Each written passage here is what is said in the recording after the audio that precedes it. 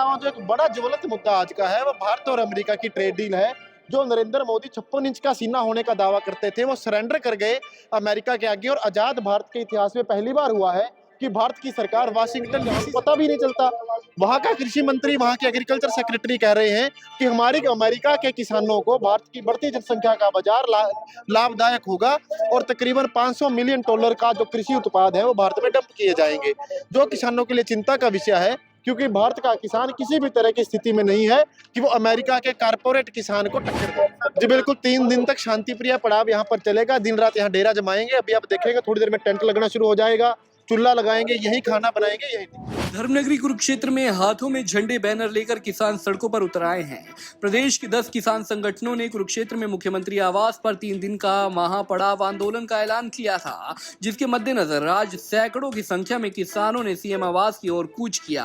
हालांकि किसानों के महापड़ाव कार्यक्रम को देखकर सुरक्षा व्यवस्था के मद्देनजर भारी पुलिस बल तैनात कर दिया गया है और साथ ही सीएम आवास के बाहर हैवी बैरिकेडिंग भी कर दी गई है।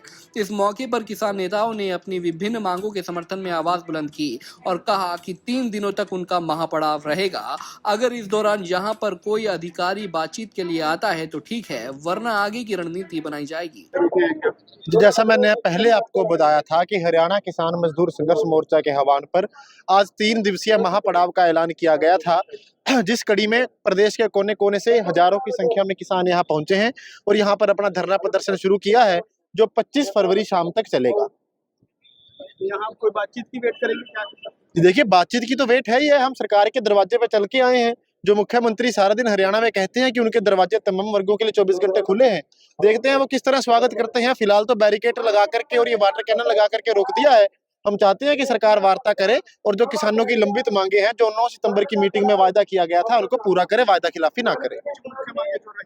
देखिए, मुख्य मांग एक तो मुआवजे की है, जो फिजी वायरस और बाढ़ खराबे से मुआवजा हुआ था। आप सब पत्रकार साथियों ने कवर किया।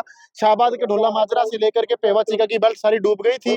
सारा प्रशासनिक अमला वहां पड़ा रहा। कमिश्नर ने आके मौका देखा, उसके बावजूद मुआवजा किसानों को नहीं दिया गया। 87% मुआवजा एक वाहियात कारण लगा करके कि फोटो पटवारी ने गलत अपडेट कर दी है, काट दिया गया, जबकि वो पटवारियों का और सरकार के बीच का लैप्स था, किसान की गलती नहीं थी। उसके अलावा जो एक बड़ा ज्वलंत मुद्दा आज का है वो भारत और अमेरिका की ट्रेड डील है।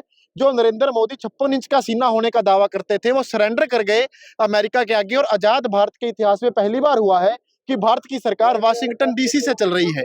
यहाँ क्या फैसला होगा अमेरिका वाले पहले बता देते हैं, यहाँ को पता भी नहीं चलता। वहां का कृषि मंत्री, वहां के एग्रीकल्चर सेक्रेटरी कह रहे हैं कि हमारी अमेरिका के किसानों को भारत की बढ़ती जनसंख्या का बाजार लाभदायक होगा और तकरीबन $500 मिलियन का जो कृषि उत्पाद है वो भारत में डंप किए जाएंगे, जो किसानों के लिए चिंता का विषय है। क्योंकि भारत का किसान किसी भी तरह की स्थिति में नहीं है कि वो अमेरिका के कारपोरेट किसान को टक्कर दे पाए। जी बिल्कुल, 3 दिन तक शांति प्रिय पड़ाव यहाँ पर चलेगा। दिन रात यहाँ डेरा जमाएंगे। अभी आप देखेंगे थोड़ी देर में टेंट लगना शुरू हो जाएगा, चूल्हा लगाएंगे, यही खाना बनाएंगे, यही टिकेंगे।